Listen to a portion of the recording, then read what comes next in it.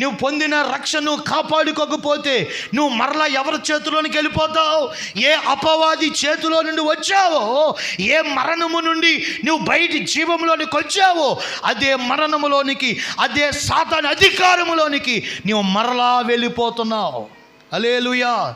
వాని పిల్లల వస్త్రాలు తీసివేసిన తర్వాత ఎవరి చేత కొట్టబడ్డాడు? ఆయన యెరూషలేము నుండి యెరికోకు వస్తున్న వ్యక్తి దొంగల చేత కొట్టబడ్డాడు. ఇప్పుడు ఏ స్థితిలో ఉన్నాడు? మరణపాయ స్థితిలో ఉన్నాడు. మనము ఎక్కడి నుండి వచ్చాం?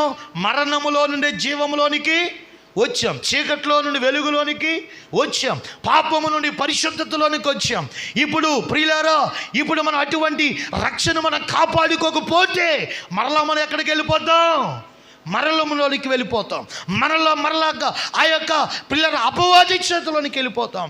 ఈ రోజున రక్షణ కాపాడుకోవటం కూడా